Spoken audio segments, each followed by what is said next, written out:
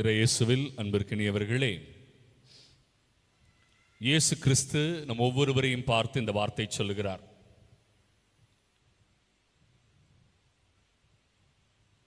உள்ளம் கலங்க வேண்டாம், மருளவும் வேண்டாம். உள்ளம் கலங்க வேண்டாம், மருளவும் வேண்டாம். கலக்கம் என்பது ஒரு நிலையில்லா எதிர்காலத்தை பற்றிய ஒரு அச்சம். கலக்கம் என்பது ஒரு நிலையில்லா எதிர்காலத்தை பற்றிய ஒரு அச்சம், அதுதான் கலக்கம்.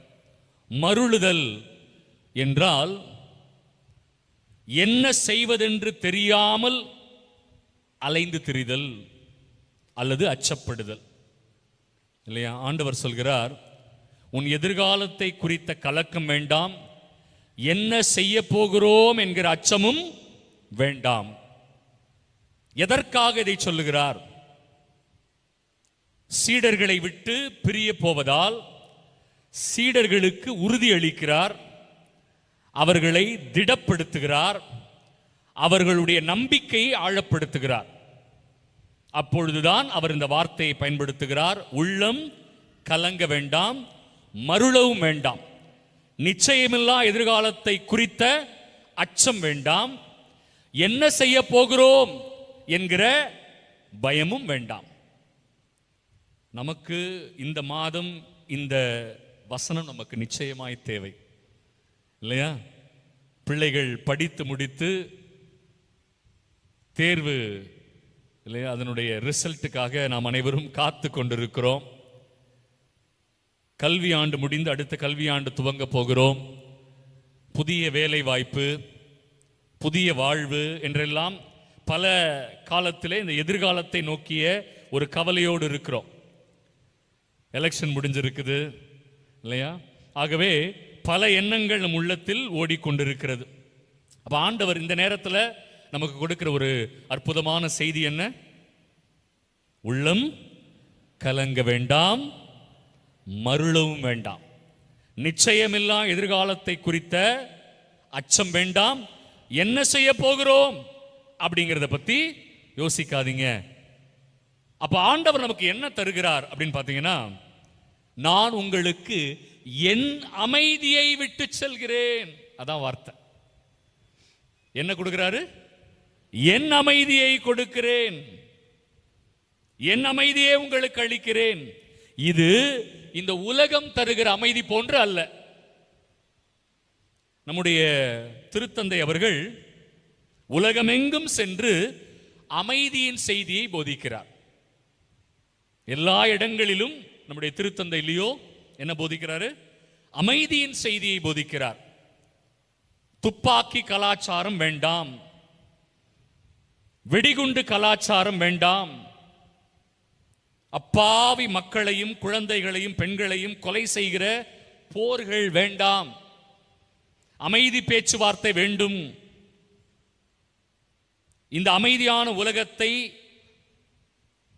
சில தலைவர்கள் சாத்தானின் கருவிகளாக மாற்றிவிடக் கூடாது என்று பொதுவாக சொன்னார். ஆனால் அது ஒரு தலைவருக்கு குத்தி விட்டது. யாரு? அமெரிக்காவில் இருக்கிறவருக்கு. அவர் உடனே என்னதான் சொல்றாரு அப்படின்னு நினைச்சிட்டார் இல்லையா? ஆனால் போப்பாண்டவர் எங்க போனாலும் எதை பத்தி பேசுவாரு? அமைதி. வெறும் நாடுகளுக்கு இடையே மட்டும் அமைதி இல்ல, மதங்களுக்கிடையேயும் அமைதி. மதவெறி கூடாது. என்ன கூடாது? மதவெறி கூடாது. கடவுள் நம்பிக்கை வேறு, மதவெறி வேறு.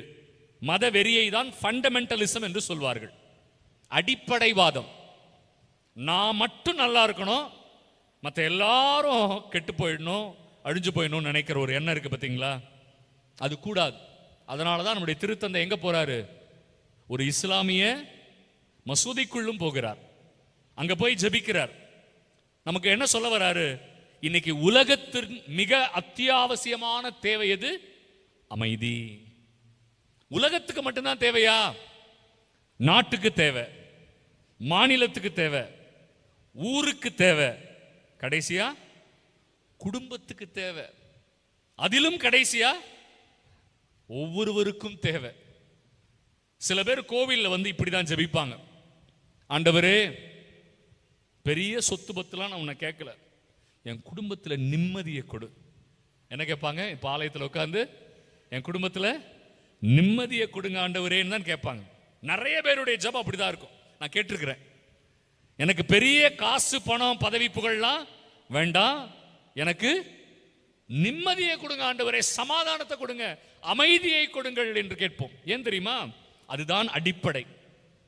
ஒரு மனிதனுடைய நல்வாழ்விற்கு அடிப்படையே அல்லது அடித்தளமே அமைதிதான்.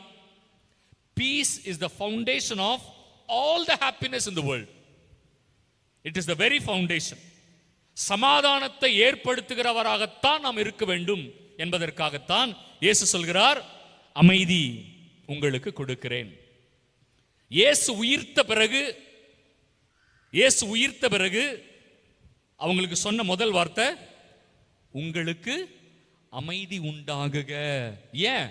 அப்பவும் பயந்து போயிருந்தாங்க, அப்பவும் கலக்கம், அப்பவும் மருளுதல், அதுவும் பூட்டிய வீட்டுக்குள்ள இருந்தாங்க இல்லையா? இயேசு உள்ள தோன்றியவுடன் சொன்ன முதல் வார்த்தை என்ன?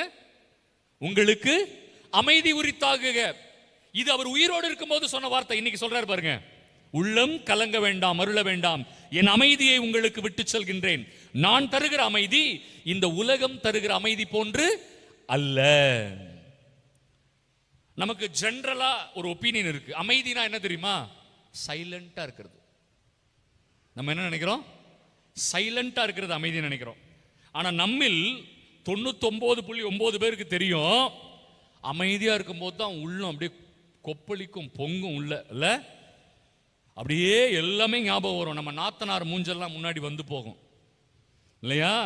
10 வருஷத்துக்கு முன்னாடி அவன் பேசின பேச்செல்லாம் எப்போ வரும்? சைலண்டா இருக்கும்போது வரும். கரெக்டுங்களா? சைலண்டா இருக்கும்போது தான் சில பேர் வயலண்டா யோசிப்பான். ஆமா தானே? சைலண்டா இருக்கும்போது தான் பலர் வயலண்டா யோசிப்பாங்க. அதனால சைலன்ஸ் இஸ் நாட் பீஸ், அது முதல்ல தெரியணும் இல்லையா? மௌனமா இருப்பது அமைதி இல்லை. ரெண்டு நாடு இல்லையா, போர் நிறுத்தம்னு சொல்றாங்க. போர் நிறுத்தம்னா அமைதியா?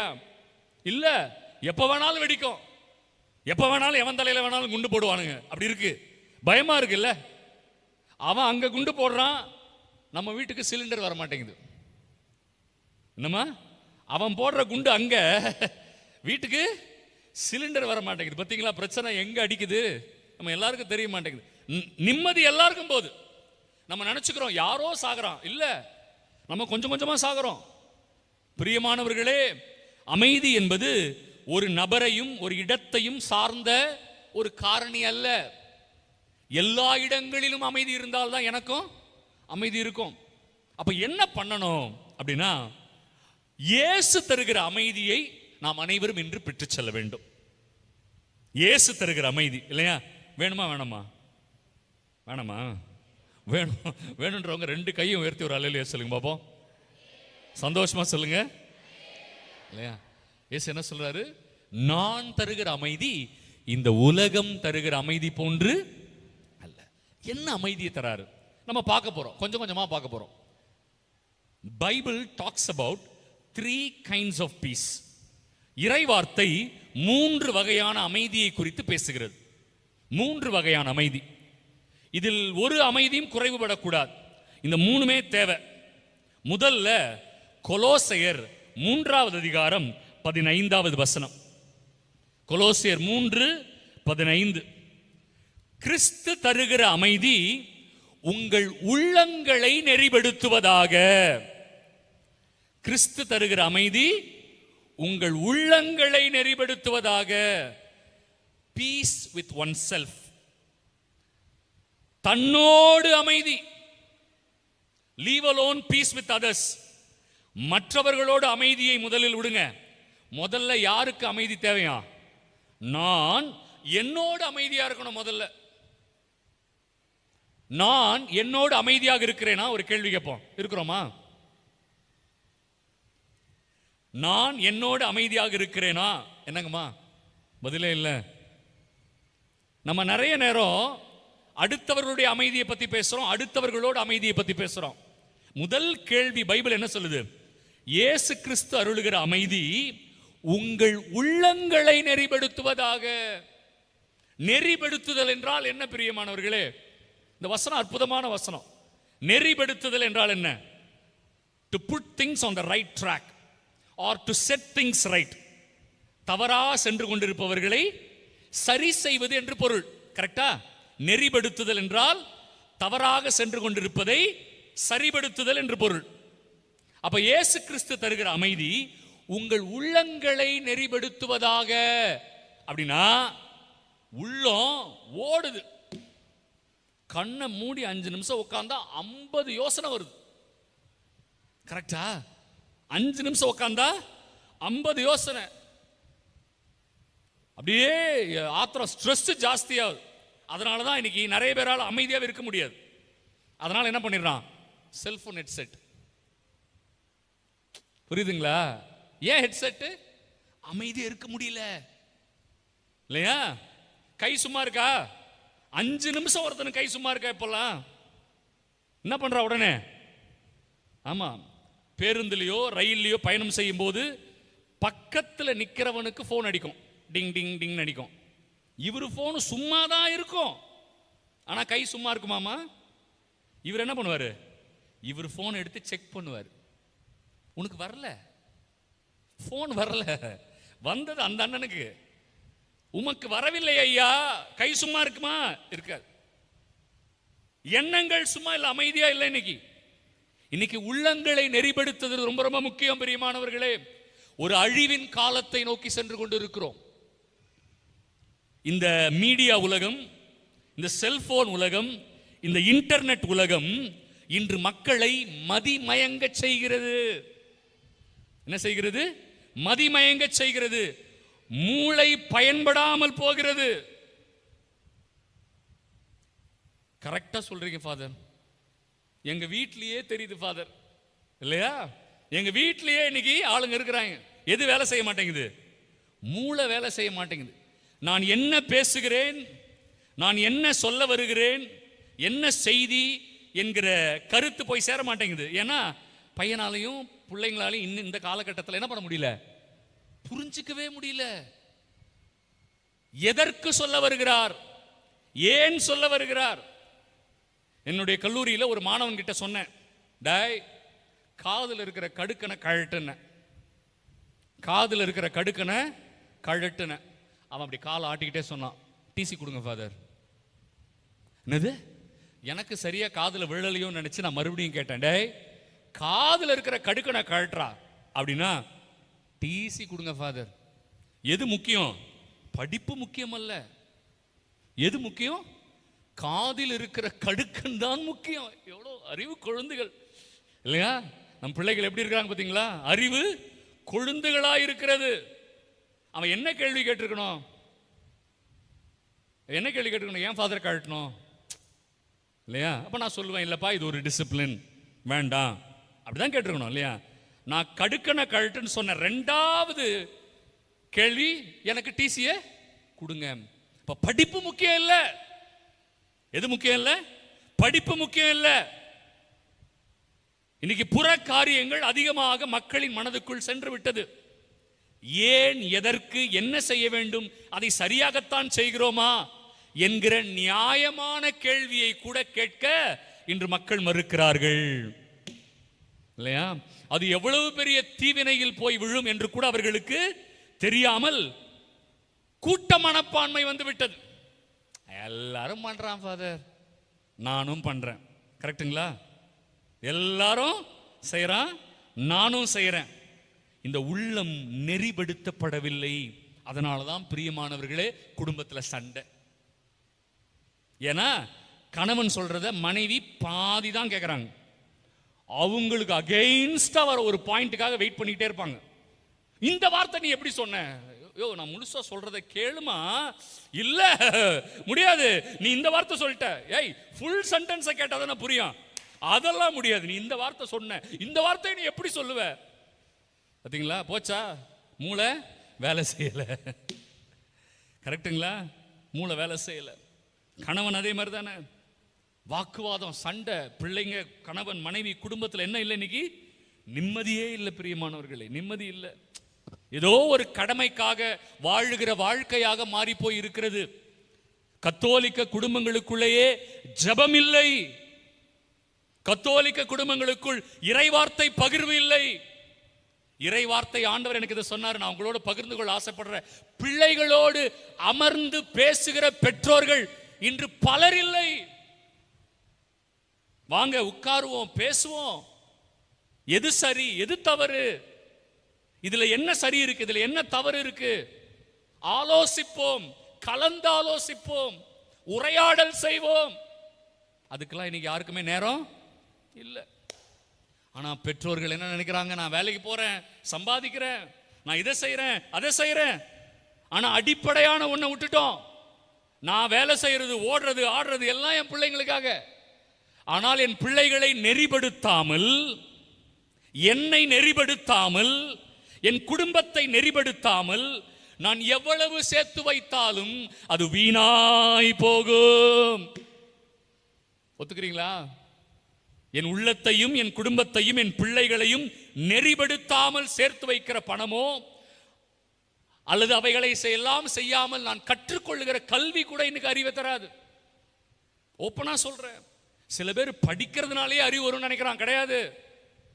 படிப்பை சரியா பயன்படுத்தினா அறிவு வரும்.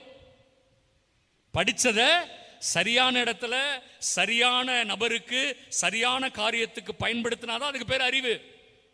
படித்ததை தவறான இடத்தில் தவறான நபருக்கு தவறான காரியத்திற்கு பயன்படுத்தினால் அது அழிவு. அது அறிவு இல்லை. கரெக்டா? அது அழிவு. அப்ப ஆண்டவர் சொல்றாரு, முதல்ல நம்ம அனைவருக்கும் இந்த மே மாதம் ஆண்டவர் நம் குடும்பத்தை ஆசீர்வதிக்க ஒரே ஒரு வார்த்தை தான் சொல்றாரு, நான் தருகிற அமைதி உங்கள் உள்ளங்களை நெறிப்படுத்துவதாக. எவ்வளவு அழகான வார்த்தை பிரியமானவர்களே. எப்படி இந்த வசனத்தை நம்ம மிஸ் பண்ணோம்? எப்படி மிஸ் பண்ணோம்? அப்ப என்ன செய்யணும்? ஒரு ஒழுக்கமான அமைப்புள்ள ஒரு குடும்பமாக மாறணும். ஆலயத்துக்கு வருவது மட்டும் ஆசீர்வாதம் இல்ல. நான் எத்தனை ஆயிரம் முறை இதை சொல்லியிருப்பேன் இல்லையா? ஆலயத்திற்கு வருவது மட்டும் ஆசீர்வாதம் அல்ல. ஆலயத்திலிருந்து பெற்று சென்றதை வீட்டிலே கடவுளுடைய மகிமைக்காக, பிள்ளைகளின் நலனுக்காக நாம் பயன்படுத்துகிறோமா? இந்த வசனத்தை நீங்க மறப்பீங்களா? எனக்கு தெரியல. பாதி பேர் மறந்துடுவீங்க. கொலோசியர் 3:15 ஆண்டவர் தருகிற அமைதி உங்கள் உள்ளங்களை நெறிப்படுத்துவதாக. Peace with oneself. மகனே மகளே, நீ உன்னோடு முதலில் சமாதானம் செய்து கொள். ஆண்டவர் சொல்றார், நீ உன்னோடு முதலில் சமாதானம் செய்து கொள். மகனே மகளே, உங்களோடு சமாதானம் செய்து கொள்ளுங்கள். அப்புறமா அடுத்தவங்க கிட்ட போலாம். இதுதான் ஃபர்ஸ்ட் ஸ்டெப். இப்ப அடுத்தது இரண்டாவது ஸ்டெப் கால் வைக்க போறோம். உரோமையர் 12:18, உரோமையர் 12:18 முடிந்தவரை எல்லோருடனும் அமைதியுடன் வாழுங்கள். எப்படி? முடிந்தவரை எல்லோருடனும் அமைதியுடன் வாழுங்கள். சும்மாவே சில பேரால் இருக்க முடியாது. சண்டை இழுத்துக்கிட்டே இருப்பாங்க இல்ல? சண்டை இழுத்துக்கிட்டே இருப்பாங்க. அமைதியா இருந்தா கூட விட மாட்டாங்க நம்மளெல்லாம் இல்லையா? செவனேன்னு உட்காந்துருக்கேன்னு சில பேர் சொல்லுவாங்க. அப்ப கூட அவனை நோண்டிக்கிட்டே இருப்பாங்க. யாராவது பார்த்துருக்கிறீங்களா அந்த மாதிரி ஆளுங்கள? வீட்டில் வருது அதே மாதிரி தானே சண்டை வருது. ஃபாதர் சும்மா இருந்தேன் ஃபாதர், சும்மா வந்து வாயை கிளறாரு ஃபாதர் எங்கள் வீட்டுக்காரர் இல்லை, சும்மா உட்காந்துருந்தேன் ஃபாதர், வேணும்னே எங்கள் அம்மாவை பற்றி ஆரம்பிக்கிறார். சண்டை ஸ்டார்ட் ஆகுது வீட்டில். ஆண்டவர் சொல்றாரு, எல்லோருடனும் அமைதியுடன் இருங்கள். அதனால தான் சொல்றோம், மன்னிப்பு வரணும். எல்லோருடனும் அமைதினா என்ன வேணும்? மன்னிப்பு வேணும். இன்னைக்கு மன்னிப்பு இல்லையே. இன்னைக்கு குடும்பத்தில் மன்னிப்பு இல்லையே. எங்க போனாலும் பிரச்சனையாச்சு. அப்ப அந்த மன்னிப்புக்கு என்ன செஞ்சீங்க? கணவன் மனைவி கிட்ட மன்னிப்பு கேட்டீங்களா? நான் தியானத்துக்கு போற இடத்துல செய்வேன் இந்த வேலையை. வீட்டுக்கு போய் ஆண் கணவன் மனைவி கிட்ட மன்னிப்பு கேளுங்க. பெண் மனைவி கணவன் கிட்ட மன்னிப்பு கேளுங்க. போற இடத்துல சொல்லுவேன். நான் போற இடத்துல கவலையப்படுறதில்ல, சொல்றேன். தயவு செய்து செய்யுங்க. பெரிய சின்ன பசங்க பெரியவங்க காலில் விழுந்து மன்னிப்பு கேளுங்க இல்லையா? ஏன் இதை நம்ம செய்ய மாட்டோம் வீட்டில்? நீங்க சொல்லியிருக்கிறீங்களா? கணவன்கிட்ட சாரிங்க, மன்னிச்சிருங்க சொல்லியிருக்கிறீங்களா? ஆண் உங்க மனைவி கிட்ட சொல்லியிருக்கிறீங்களா, ஐம் சாரிமா, ஐ ஹவ் ஹர்ட் யூ, நான் உங்களை காயப்படுத்திட்டேன், நான் அந்த வார்த்தை தப்பா பேசிட்டேன், நான் உங்களை புரிஞ்சுக்கவே இல்லை, மன்னிப்பு கேட்டிருக்கிறீங்களா? ஆண் இல்லையா? மறைக்க பார்த்திருக்கிறோமே ஒழிய மன்னிக்க பார்த்தோமா? மன்னிப்பு கேட்க பார்த்தோமா? இதுதான் கேள்வி. மறைக்க பார்க்கிறோம், ஆனால் மன்னிப்பு கேட்க யாருமே முயற்சி செய்யறதில்லை. இந்த கல்ச்சர் யாருக்கு வந்துருச்சு தெரியுமா? குழந்தைங்களுக்கு. குழந்தைங்களுக்கு ஒரு வீட்டுக்கு அன்னைக்கு பிளஸ்ஸிங்க்கு போயிருந்தேன் இல்லையா, ஒரு காஃபி வச்சிருந்தாங்க, அந்த குழந்தை தட்டி விட்டுருச்சு. அவங்க அம்மா சொல்றாங்க, say sorry, say sorry to father, say sorry அப்படின்னு அமைதியா சொல்றாங்க அந்த குழந்தைகிட்ட. அது அப்படியே நிக்குது, என்ன பாக்குது.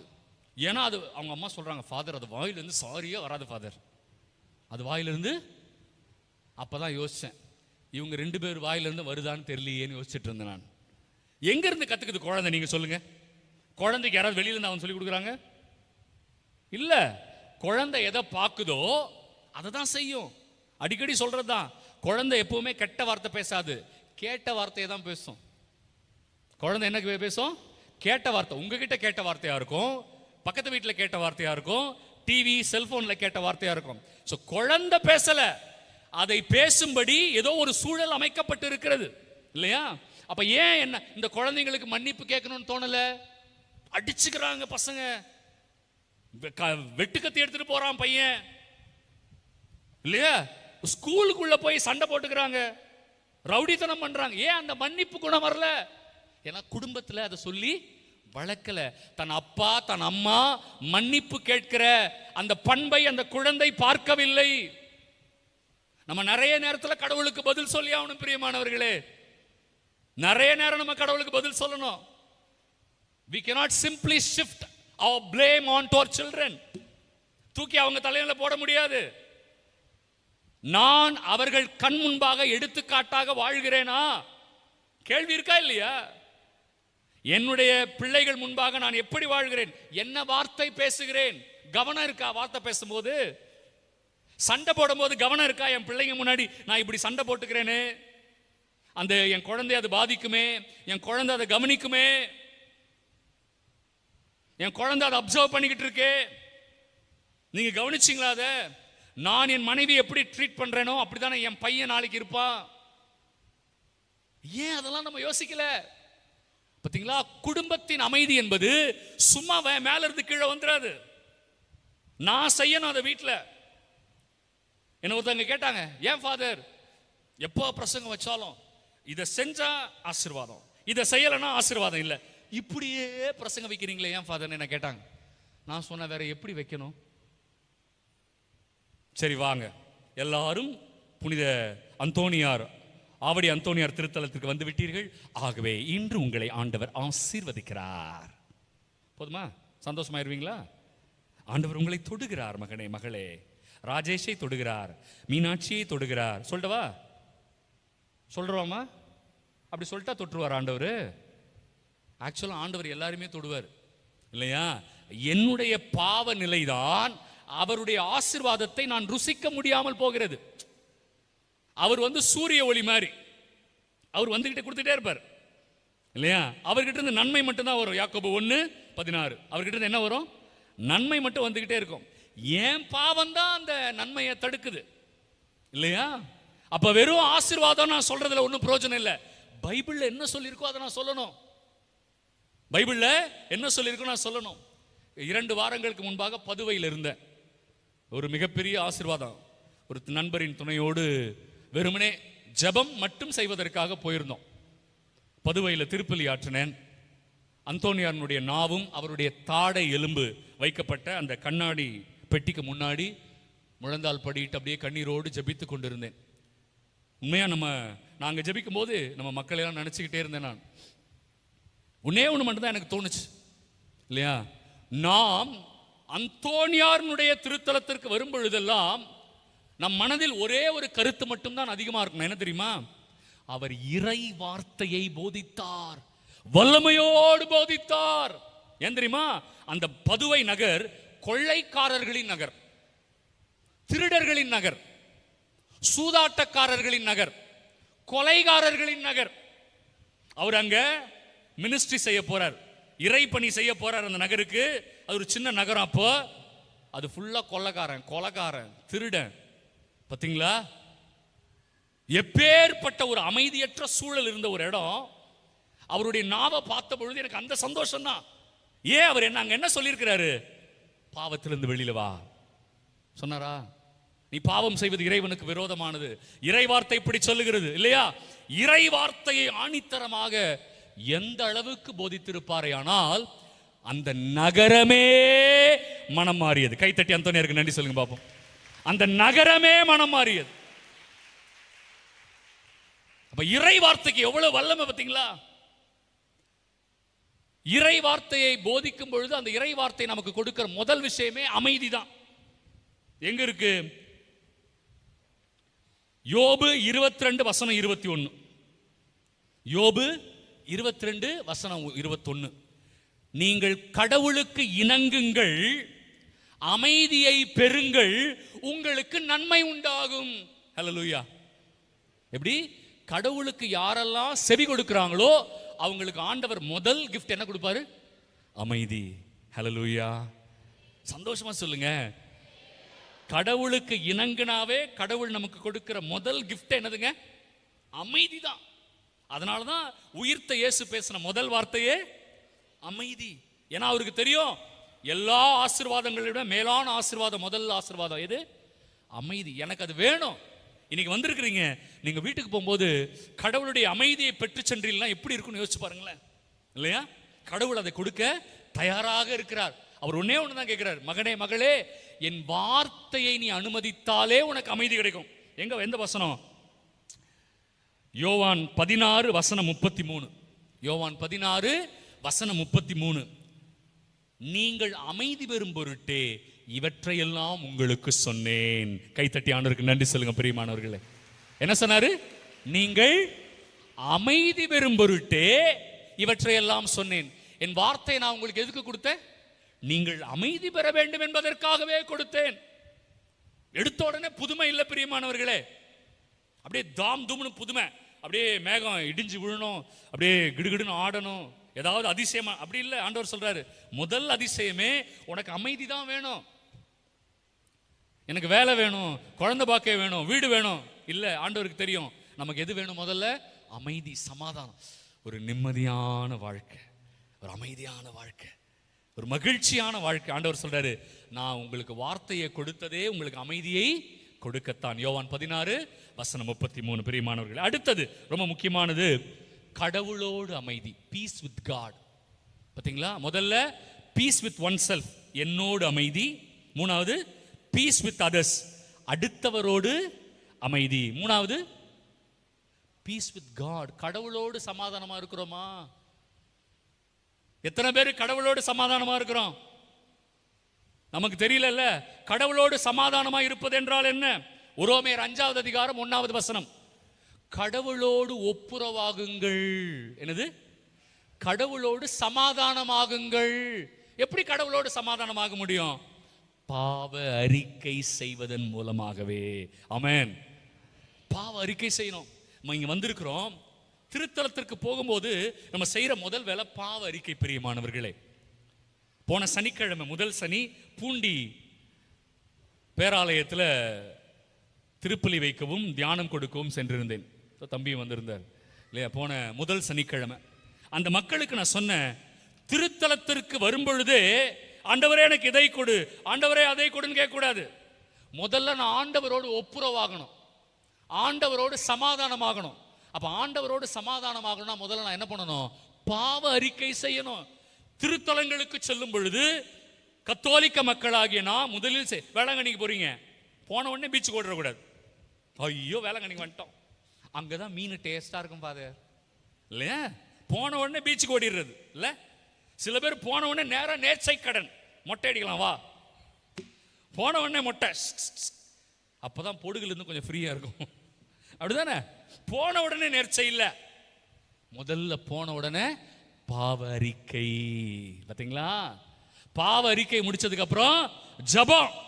ஒரு ஆலயத்தில் போய் உட்கார்ந்து ஆண்டவருக்கு நன்றி ஜெபம், ஒரு நல்ல திருப்பலி, நல்ல ஆராதனை, அதெல்லாம் முடிச்சிட்டு போய் நேர்ச்சைகளை செய்யுங்கள். புரியுதுங்களா? உங்கள் வேண்டுதல்களை நிறைவேற்றுங்கள். இதுதான் நான் செய்யணும். ஏன்னா முதல்ல நான் யாரு கூட ஒப்புரவாகணும்? கடவுளோடு ஒப்புரவாகணும். பைபிள்ல போட்டிருக்கு பிரியமானவர்களே, எசாயா 59:2, என் பாவமே என்னையும் கடவுளையும் பிரித்து வைத்திருக்கிறது, பிளவை ஏற்படுத்தி இருக்கிறது. அவர் என்கிட்ட வரணும், என்கிட்ட அருகில் வரணும். திருத்துதர் பணி 17வது அதிகாரம், அற்புதமான வசனம், எனக்கு ரொம்ப பிடிச்ச வசனம், 27வது வசனம். திருத்துதர் பணி 17:27 என்ன தெரியுமா? என் பிள்ளைகள் என்னை கண்டுகொள்வார்கள் என்று நான் விரும்புகிறேன். என் பிள்ளைகள் என்னை கண்டுகொள்வார்கள் என்று விரும்புகிறேன், இல்லையா? அதுக்கு அடுத்த வரியில போட்டிருக்கு, அவர்கள் என்னை தட்டி தடவியாவது கண்டுபிடிப்பார்கள் என நான் நினைக்கிறேன். எப்படி கண்டுபிடிப்பீங்களா? தட்டி தடவியாவது என் பிள்ளைகள் என்னை கண்டறிவார்கள் என நான் விரும்புகிறேன், ஏனெனில் நான் அவர்கள் அருகிலேயே இருக்கிறேன். என்ன சொன்னாரு? நான் அவர்கள் அருகிலேயே இருக்கிறேன். என்னை விட்டுட்டாங்க, நான் பக்கத்துல தான் இருக்கிறேன். கிளம்பி ஓடுறான், அங்க ஓடு இங்க ஓடு, இல்லையா? அவர் சொல்றாரு, என்னை கண்டறிந்தாலே என் பிள்ளைங்களுக்கு நான் சமாதானத்தை கொடுத்துருவேனே. சமாதானம் கிடைச்சிட்டாவே என் பிள்ளைங்க வாழ்க்கையில கண்ணீர் இருக்காது, கவலை இருக்காது, சோதனை இருக்காது. என்னை கண்டறிவது தானே முதலாவது குறிக்கோளாக இருக்கணும். அப்ப ஏன் நான் கடவுளை தேடணும்? ஆண்டவரே நான் உங்களை கண்டுகொள்ளணும் ஆசைப்பட்டிருக்கிறீங்களா? இப்படி கேட்டிருக்கிறீங்களா? இயேசுவே நாங்கள் ஒரே ஒரு முறை பார்க்கணும், இயேசுவே ஒரே ஒரு முறை, இயேசுவே உங்க கையை ஒரே ஒரு முறை, உங்க காலை ஒரே ஒரு முறை பிடிக்கணும், இயேசுவே ஒரே ஒரு முறை நான் உங்களை பார்த்துடணும், இயேசுவே உங்க குரலை நான் கேட்கணும், இயேசுவே உங்க பிரசன்னத்தை நான் உணரணும், இயேசுவே. எத்தனை பேர் கேட்டிருக்கோம் இதை? அதுக்கெல்லாம் டைம் இல்லை ஃபாதர், டைம் இல்லை. I've got lots of work, நிறைய வேலை இருக்கு ஃபாதர் எனக்கு. அப்படிதானே? நம்ம அப்படிதான் போயிடுறோம். அவரை பிடிச்சிட்டா நம்ம பார்க்குற வேலையெல்லாம் சூப்பரா மாறிடுமே. இதான secret of success, Christian success. அப்ப ஆண்டவர் அதை சொல்றாரு.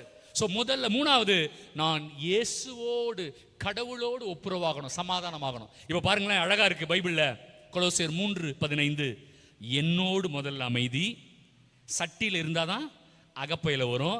ரெண்டாவது அடுத்தவரோடு அமைதி, குடும்பத்தில் ஆரம்பிச்சு உறவினர்கள் நண்பர்கள் எல்லாருடைய அமைதி.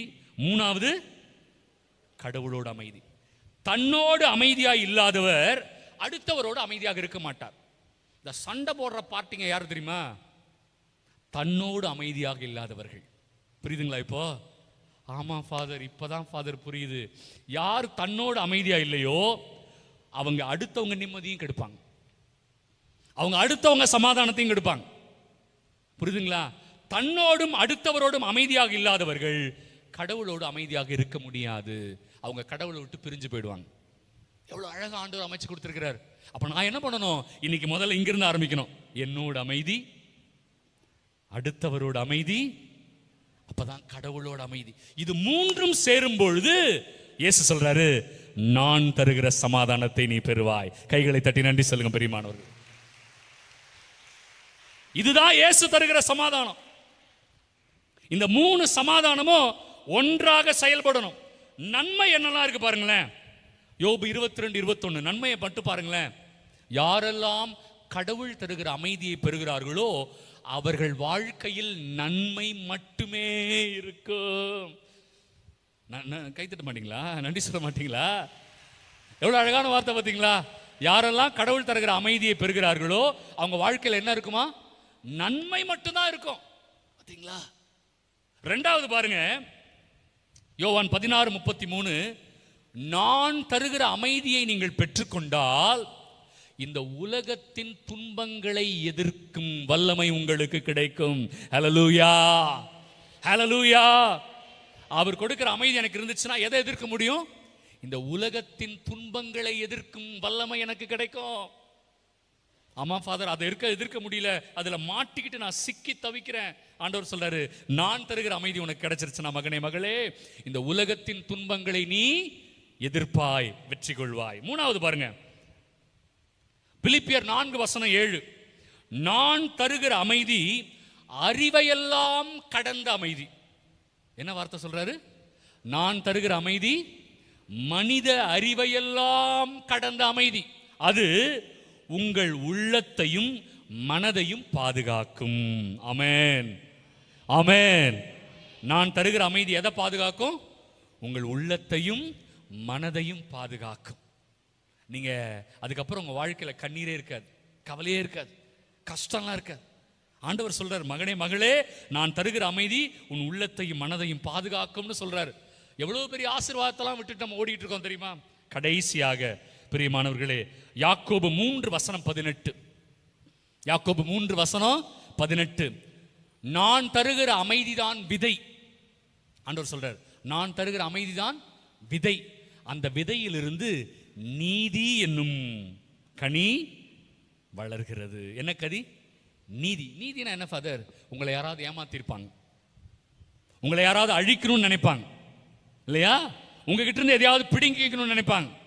உங்களுக்குரியதை உங்களுக்கு இல்லைன்னு யாராவது ட்ரை பண்ணுவாங்க, அங்க உட்கார்ந்து சதி திட்டம் திட்டுவாங்க இல்லையா? இப்படி எல்லாம் உங்களுக்கு எதிராக நடக்குதுல்ல. ஆண்டவர் சொல்றாரு, நான் தருகிற அமைதி உங்களுக்கு நீதியை கொடுக்கும்.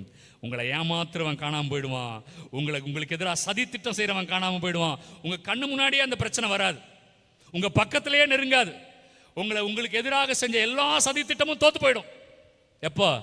இயேசு தருகிற அமைதி உங்களிடம் இருந்தால். கைத்தட்டி நன்றி சொல்லலையே. நன்மை மட்டும்தான் கிடைக்கும், உள்ளத்தையும் மனதையும் பாதுகாக்கும், துன்பங்களை எதிர்க்கிற சக்தி கிடைக்கும். உங்களுக்கு எதிராக செய்யப்படுகிற அத்தனை சதித்திட்டங்களையும் ஆண்டவர் தருகிற சமாதானம் தான் முறியடிக்கும். யாக்கோபு 3:18. எவ்வளவு பெரிய விஷயம். அதனாலதான் இன்னைக்கு ஆண்டவர் ஒரே ஒரு வார்த்தையில சொல்லிட்டாரு. இதை நான் உங்களுக்கு விளக்கி சொல்லணும். எல்லாரும் நான் தருகிற அமைதி இந்த உலகம் தருகிற அமைதி போன்றல்ல அப்படின்னு கேட்டுட்டு போயிடக்கூடாது. இதுல எவ்வளவு ஆழமான செய்தி இருக்கு பார்த்தீங்களா? இன்னைக்கு நிறைய பேர், ஃபாதர் இந்த ஒரு வசனத்துக்குள்ள இவ்வளவு அமைதியை பற்றிய செய்தி இருக்கிறதா இல்லையா? ஆகவே இன்று ஆண்டவர் இன்னைக்கு வந்திருக்கிற எல்லாருக்கும், இந்த மே மாசத்துக்கு அப்புறம் ஜூன் மாசம் பிள்ளைங்களுக்கு படிப்பு, வேலை, நிறைய விஷயத்தை செய்ய போறீங்க. ஆண்டவர் சொல்றாரு, உள்ளம் கலங்க வேண்டாம், உள்ளம் மருள வேண்டாம், நான் உங்களுக்கு என் அமைதியை தரேன். அந்த அமைதி எப்படிப்பட்ட அமைதி?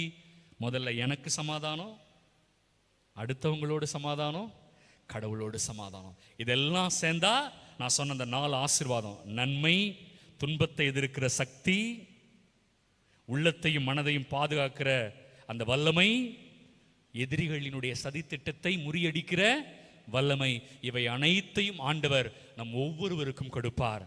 இந்த திருத்தலத்துக்கு நீங்க அடுத்த மாசம் வந்து, ஃபாதர் ஒரு அற்புதமான அமைதி, ஒரு சமாதானத்தை நாங்கள் எங்கள் வாழ்க்கையில் காணப்போகிறோம்.